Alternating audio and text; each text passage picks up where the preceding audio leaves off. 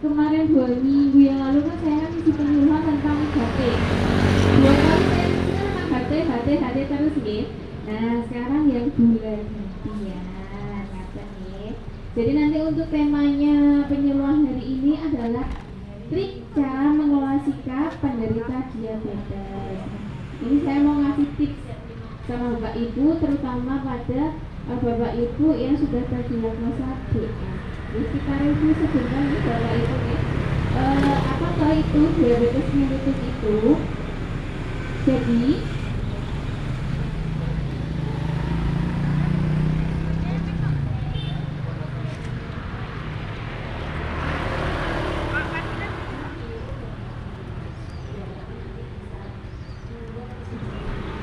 ya, jadi kita review sebentar nih Bapak Ibu, apa itu diabetes mellitus atau disebut dengan penyakit gula. Jadi penyakit gula itu adalah penyakit kronis di mana kadar gula darah kita itu tinggi atau dalam istilah itu disebut dengan hiperglikemi. Untuk batasannya gula untuk gula itu ada dua ya, ada gula puasa sama gula darah sewaktu. Kalau gula darah itu turunnya pas masuk jalannya puasa dulu. Tapi kalau dari gula darah sewaktu itu kan menjelang naik darah itu nggak perlu pas. Dan beda itu ada batasan maksimalnya sendiri. Kalau gula darah puasa itu normalnya di bawah 100. Kalau yang gula darah sewaktu itu di bawah 200. Jadi kalau jenengan badai cek gula itu namanya harus puasa dulu. Puasanya minimal 8 jam, maksimalnya 10 jam. Itu cuma rasa makan. Tapi menawi Bapak Ibu mau minum air putih tidak apa-apa, masih kita bolehkan. Puasa sama untuk makan dan minum kecuali air putih itu tidak apa-apa. Nah, jadi nanti di sini ada trik mengelola sikap sebagai penderita DN. Yang pertama itu apa toh sikap kita kalau sudah terdiagnosa diabetes, terdiagnosa gula, pasti kan itu kan jadi stresor gitu Bapak Ibu. Jadi jadinya kan menggali mikir terus kan. Nah itu kan di sini nanti kita berbagi tips ya. Yang pertama itu menerima kondisi dengan ikhlas. Nek diturun nggih pengennya sehat jantan nggih Bapak Ibu. Tapi sehat sakitnya orang itu kan sudah ada kehendak dari di atas dari Allah. Tinggal kita bagaimana menyikapinya. Nah, gimana tuh salah satunya itu adalah dengan cara menerima dengan ikhlas. Jadi Bapak Ibu ya, bismillah, ikhlas, terima kalau kita memang terdiagnosa gula. Nah, untuk sikap selanjutnya, kalau Bapak Ibu sudah yang kedua itu menyikapinya biar silakan bisa terdiagnosa gula. Tapi Bapak Ibu sudah berusaha gimana gulanya saya itu tidak menjadi komplikasi ke penyakit lainnya. Gitu. Jadi yang kedua adalah bisa dengan cara meningkatkan pengetahuan terkait diabetes mellitus atau penyakit gula. Supaya apa? Kalau Bapak sudah tahu, sudah mengenali sakitnya terkait gula, jangan bisa tahu sakit gulanya itu apa, faktor resikonya apa, faktor penyebabnya apa, terus yang membuat gulanya itu bisa naik apa, yang bisa menurunkan gula itu apa.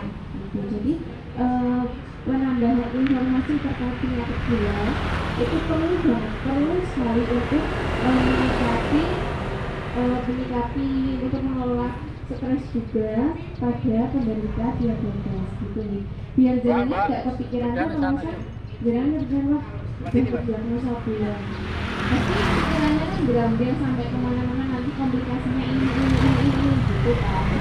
Itu bisa disikapi dengan cara tadi ingatkan pengetahuan terkait diabetes mellitus. Jangan bisa ikut penyuluhan di klinik maupun di desa nanti ada penyuluhan dari bidan atau dari dinas kesehatan terkait gula atau terkait penyakit lainnya gitu, jangan derek. Jadi nanti untuk penambahan pengetahuannya bisa menambah gitu. Jadi biar pikirannya nggak gerambyang kemana-mana gitu ya. Terus yang ketiga, menetapkan tujuan kesehatan yang realistis. Gimana kan mbak menetapkan tujuan kesehatan yang realistis itu gimana? Jadi seperti contoh, jadi setiap per 6 bulan sekali ada cek tahunan nih Bapak Ibu.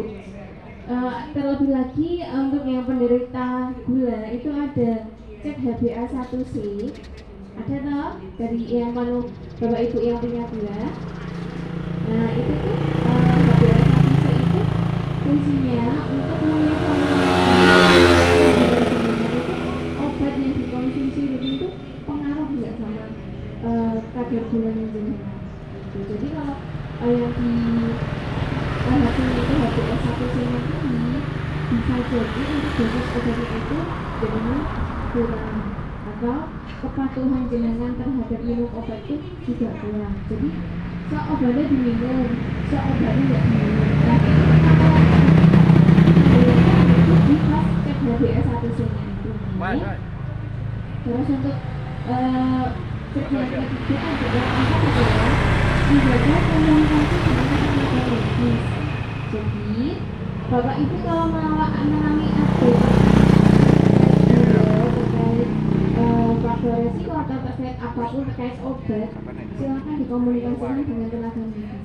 Yang namanya tenaga medis itu ada Bu Dokter, ada Pak Dokter, ada Bu Bidan, ada Mbak Perawat.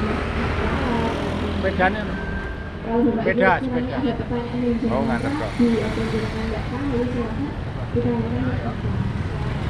Kita yang berperan ada grup kan Bapak Ibu. Nah, manfaatkan grupnya itu. Jadi grupnya itu nggak cuma buat pengumuman Bu besok mau nangis, Bu besok senang, bosan. Menawi Bapak Ibu mau tanya, bisa di grup. Tanya konsultasi kesehatan, bisa, nanti dijawab di situ. Di situ ada Mbak Bidan, ada Mbak Perawat, ada Mbak analis, Mbak laboratorium juga ada, lebih dokter juga. Itu nih, jadi misalnya dengan ada keluhan, terus dengan nggak bisa ke klinik, terus badai untuk obat sendiri, jadi anak itu nggak apa-apa, konsultasi juga. Jadi grupnya lebih komunikatif lagi. Jadi nggak cuma biasanya cuma tanya Mbak besok senang nggak, terus Mbak besok teknik, nulis misalnya teknik, maka dia jadi grupnya biar lebih menyala. Gitu ya Bapak Ibu. Terus selanjutnya ada bergabung dengan komunitas penderita diabetes. Seperti contohnya kita sudah tergabung dalam satu komunitas ini ya, di Prolani untuk klub mentas. Nah itu salah satu trik dan cara mengelola stres pada penderita DM dan mengelola sikap juga. Selanjutnya adalah melakukan aktivitas fisik teratur seperti senam DM, jalan kaki, olahraga ringan, itu ya. Terus ada mengelola stres dan emosi. Untuk mengelola stres dan emosi ini bisa dengan meditasi atau relaksasi. Jadi meditasi itu mendengarkan musik relaksasi itu, tapi dengan harus dengan keadaan yang tenang. Terus ada kesalahan sikap yang harus dihindari. Yang pertama itu menyangkal penyakit dan tidak mau berobat. Jadi menyangkal itu tuh kalau bahasa Jawa itu tuh Bapak Ibu gak percaya, menolak. Tadi kan yang pertama itu sikap mengelola sikap penderita DM yang pertama adalah menerima dengan ikhlas. Nah, kebalikannya sikap yang kesalahan sikap untuk para penderita DM itu adalah menyangkal dan tidak mau berobat. Jadi jangan nggak percaya, masuk saya DM tambah. Sudah tahu DM, sudah tahu hasil gulanya tinggi, tapi tidak mau berobat. Nah itu yang sangat-sangat gitu ya. Terus yang kedua, menyepelekan anjuran dokter. Bapak Ibu dokter, Mbak perawat, masih perawat nggak capek-capeknya nggih mengingatkan sama ibu bapak terkait pola hidup sehat itu gimana, diet DM itu gimana, untuk apa aja yang harus dikontrol dalam penderita DM, apa yang harus dihindari gitu nih. Kita nggak pernah capek Bapak Ibu untuk mengingatkan jenengan semua supaya apa toh, supaya jenengan itu gulanya itu nggak meningkat. Nah, jadi meminimalkan resiko komplikasinya. Terus yang keempat adalah berpikir bahwa penyakit pasti memburuk. Nah, yang poin keempat ini bisa dicegah dengan apa?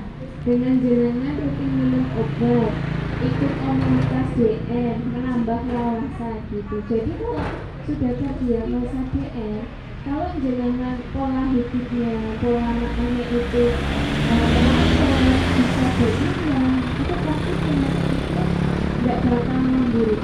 Jadi sudah dijelaskan bahwa DM dan batuk itu tidak bisa disembuhkan, tapi kita cuma bisa mengontrol. Contohnya dengan apa? Yang pertama itu dengan pola hidup, pola makannya diatur, dietnya harus diet DM. Nah, diet DM itu apa yang itu? Mbak aku tidak minum gula, terus tidak minum manis-manisan sama sekali. Oke, itu ada dengan menjauhi manis-manisan. Tapi karbohidrat itu juga perlu diminimalisir juga itu. Jadi kayak nasi putih, terus cikal, itu harus diminimalisir, itu dikurangi. Lalu salah satunya dari penggunaan karbohidrat itu diolah di tubuh, nah itu hasil akhirnya itu jadi gula gitu. Jadi untuk karbohidrat kalau diolah di dalam tubuh itu nanti hasil akhirnya jadi gula. Nah, jadinya gula pasir, gula jalannya sudah dikurangi, tapi karbohidratnya masih belum bisa dijaga. Terus nanti tidak boleh berhenti minum obat gula, karena jadi menjadikan berhenti minum obat gula, obat gulanya masih lagi gitu nih.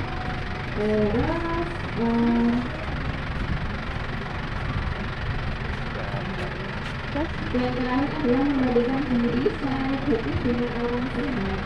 Jadi jangan bandingin dengan diri jenengan sama orang yang tidak terdiagnosa DM. Kalau saya orang yang kok ada orang itu beda konteks yang juga itu.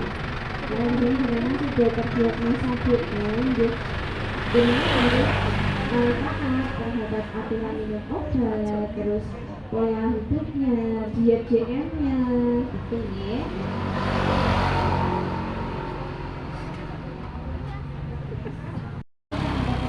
Itu memang komplikasi dari penyakit gula.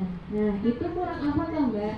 Itu bisa jadi karena kekurangan vitamin di persyaratan gitu.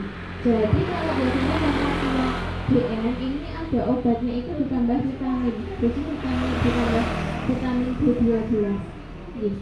Ada vitaminnya toh yang Bapak Ibu yang punya DM gitu. Ibunya itu berarti kurang vitamin B, kurang vitamin B12. Kalau dari makanan vitamin B12 itu bisa dari daging-dagingan, dari sayuran itu bisa. Gitu. Boleh? Ya siap, Mbak, itu. Iya kan? Itu aja. Nah, umpama ini kan pola makan masalah gagal ginjal, itu larangannya apa aja? Oh iya. Ini ada pertanyaan lagi nggih Bapak Ibu, ini untuk diet yang gagal ginjal. Nah, ini menarik ya. Nggak cuma tentang DM, hari ini kita nggak cuma dapat pengetahuan tentang DM, ada pengetahuan juga ini tentang gagal ginjal. Jadi ini Kak, gagal ginjal itu kerusakan di salah satu ginjalnya. Nah, ginjal itu nggak terlalu suka sama makanan yang mengandung purin gitu. Nah, makanan yang mengandung purin itu ada apa aja? Ada kacang-kacangan Pak Di, terus ada santan, ada jeroan, itu nggak boleh. Yang sama kalau sayuran itu bayam itu dia mengandung purin tinggi. Hijau tua. Jadi kalau bisa itu dihindari dulu. Kamu bisa, tapi tidak boleh terlalu sering gitu. Tapi yang paling tinggi purin itu ada di kacang-kacangan sama di jeroan. Jadi kacang-kacangan pandang itu banyak mendukung. Kalau minumnya bagaimana, Mbak? Kalau minum itu yang paling bagus biar air putih. Susu itu boleh tapi dibatasi. Sama kalau penyakit yang punya gagal ginjal terus ada pembengkakan di kaki atau di tangan, itu jumlah minumnya harus dibatasi. Gitu. Terus kalau gagal ginjal belum sampai dicuci darah atau HB, itu kan taruhnya kan masih belum yang parah banget. Kerusakan ginjalnya itu belum kekali. Jadi kalau gagal ginjal yang belum sampai HB itu ginjalnya itu masih berfungsi tapi tidak sempurna. Beda lagi kalau sudah cuci darah, itu salah satu ginjal sudah tidak bisa beroperasi sama sekali, jadi sudah nggak bisa bekerja. Nah, salah satunya fungsinya ginjal itu adalah menyaring darah, membersihkan darah.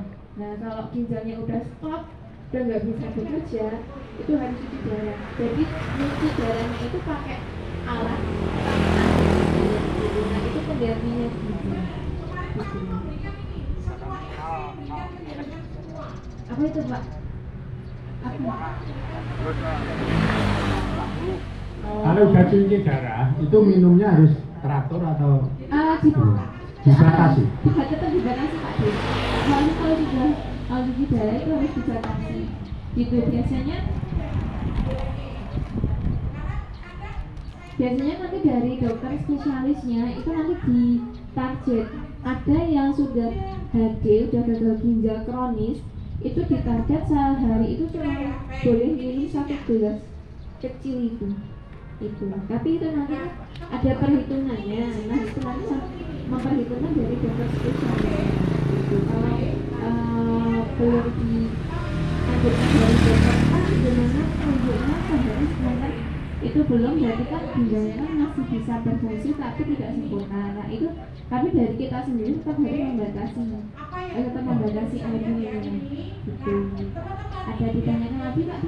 Kalau makanan masalah buah-buahan itu apakah semuanya itu nggak boleh apa? Buah-buahan boleh, tapi yang nggak boleh terlalu banyak di pir, Pak. Pir itu kandungan purinnya banyak. Terus kalau buah yang paling bagus itu di buah naga. Kalau untuk tapi kalau buah naga masih boleh. Tuh. Jadi Pisang seperti pisang boleh, tapi nggak boleh terlalu banyak, harus dibatasi. Paling dalam 1 bulan itu 1-2 tok. Oke, makasih ya. Itu nanti kalau dilanggar itu kan ginjalnya semakin berat, jadi nanti kasihan dari ginjal yang masih bisa berfungsi. Kalau kita pola hidupnya nggak bisa sesuai dengan kriteria, nanti bisa-bisa ginjalnya itu bisa ginjal itu udah stop, nggak bisa berfungsi. Itu nanti dibuatnya darah seiring hidup atau ginjal. Jadi ginjalnya diganti sama ginjal kurang. 2 kali. Ngeri kalau itu nih. Jadi kalau sehat itu nggak mahal kalau kita bisa ngatur pola hidupnya kita. Yang mahal itu kalau sakit. Sehat itu mahal. Tapi kalau sakit maupun sehat nanti mahal. Jadi kan kalau kita semua sehat kan kita nggak perlu mengeluarkan uang. Tapi kalau kita sakit mau berapa pun banyaknya, kalau itu untuk mencapai kesehatan pasti kita lakuin gitu. Jadi pilih sakit napa pilih sehat, Bapak Ibu? Pilih sehat deh. Bismillah, mungkin semua anggota keluarga sehat sehat yang punya penyakit gula bisa terjadi dari terus bisa patuh minum obat semua. Kalau jalannya ikut senang ke penyuluhan kayak gini kan senang rasanya. Nah, dari senangnya itu nanti juga bisa mengelola diri. Lupa. Nah, tadi Bu, dukungan dari keluarga dan lingkungan itu yang sangat penting. Nah, contohnya itu awake dhewe kesupen, Pak dhewe lali minum obat. Tapi kita punya keluarga yang care, yang perhatian sama kita. Kan dhewe sak andane lho ora usah Bu, ngomong ngombe kuwi wae obat masak. lho. Mbah, mau ngombe obat gitu. Atau nanti sama temennya gue ngombe obat tuh, aku ngombe gitu. Kita harus bisa hubungan dari keluarga dan orang sekitar. Gitu nih. Ini Semarang. Ini anu di pergelan di kaki, di telapak kaki. Di persendian enggak, Bu? Enggak, jenengan ada asam uratnya tinggi enggak? Mate. Karena asam uratnya tinggi. Nah, itu bisa jadi karena asam uratnya tinggi. Panas.